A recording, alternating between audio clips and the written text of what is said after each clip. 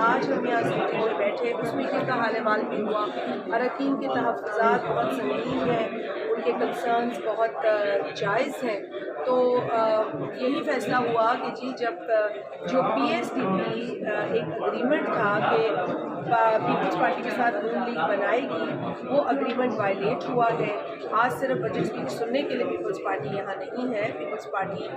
چاہتی تھی کہ پاکستان کی جو ترقی ہے، تمام صوبوں کے اندر جو ترقی ہے، اس میں پیپلز پارٹی سے کی مشاورت اور ان کا انپٹ ہو، لیکن جب پی ایس ڈی پی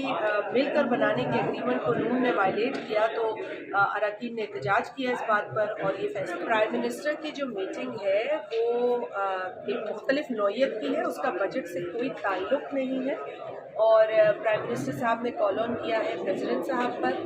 اور اس کا میں سمجھتی ہوں یہ نتیجہ اخذ نہیں کرنا چاہیے کہ وہاں بجٹ ڈسکس ہوا۔ وہاں بجٹ کے حوالے سے ہمارے، جیسے میں نے پہلے بھی کہا کہ بلاول بھٹو صاحب نے ہمیشہ ڈائلاگ کو ترجیح دی ہے، حکومت کو ہم سپورٹ کر رہے ہیں، اس لیے بارہا ہم یہ کوشش کرتے ہیں کہ ہم کسی نہ کسی طریقے سے اپنے کنسرنز ان تک پہنچائیں، اور ان سے کوئی اگر ہمارا کنسرنز ان کے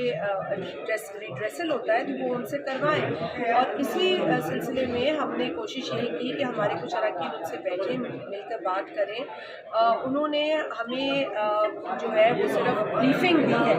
اب بریفنگ تو ہمیں ایسے بھی مل جائے گی جب یہاں آ کے بجٹ اسپیچ سنیں گے، تو بریفنگ کی اسٹیج سے تو ہم نہیں سمجھتے کہ ہم مطمئن ہوتے ہیں۔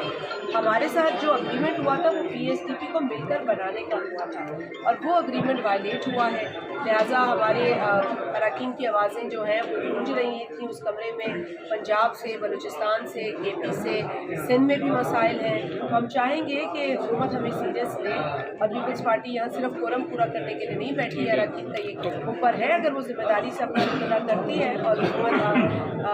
سیریسنیس کا اظہار کرے گی تو پھر پیپلز پارٹی سوچے گی، لیکن اس وقت پیپلز پارٹی کا یہ فیصلہ ہے کہ ہم بجٹ کے